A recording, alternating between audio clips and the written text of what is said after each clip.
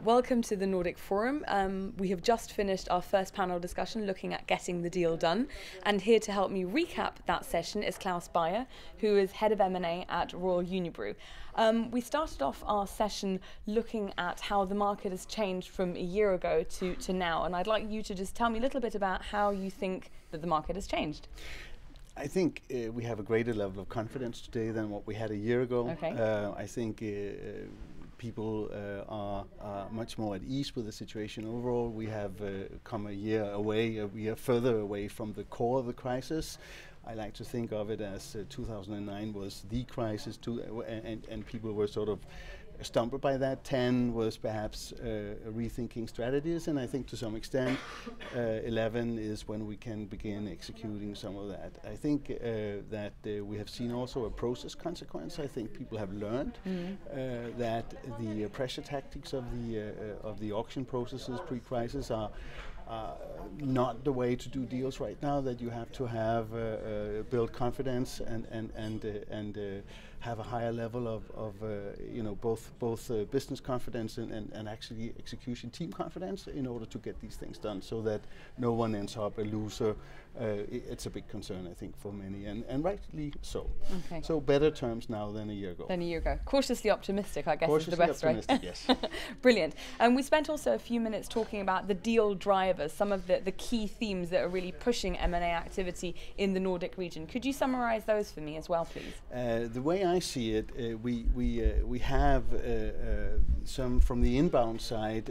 I think there's a recognition of us having businesses here that are of interest. I mentioned DuPont's acquisition of Danisco. Yeah. I think that's an interesting example of someone picking up a very important asset, at least from a Danish context, which has been, in a sense, cleared, has been made ready for the sale, but it has now happened, and I think so the technology scene, which this is a part of, I think is one of the things driving it.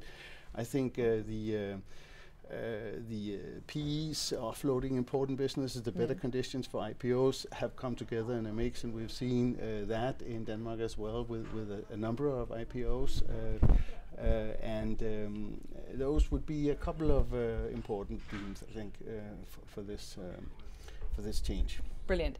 And then we rounded off our conversation. We had a brief look at emerging markets and the growing importance that they have, both in terms of a hunting ground for potential targets for businesses coming from the Nordic region, but increasingly also we're seeing businesses from the emerging markets looking towards the Nordic region saying, you know what, that's something where I'd like to have a piece of the action. Exactly. Can you put that a little bit into context for me? The way I see it, as a Western, including also US-based consumer goods company, for example, you'd be looking at the increases they are experiencing in that part of the world of their incomes, and we see growth there, structural growth, which we do not see on our home basis. So that is an important driver for companies looking to invest in that region. Of course, the companies there get to be much stronger financially as well, strategically better founded in many ways, and they therefore start looking at opportunities here. So it's a bit of a both-way thing. I think these two directions. Exactly. Brilliant. Claus, thank you so much for helping me recap that session. Thank you very much. Thank you.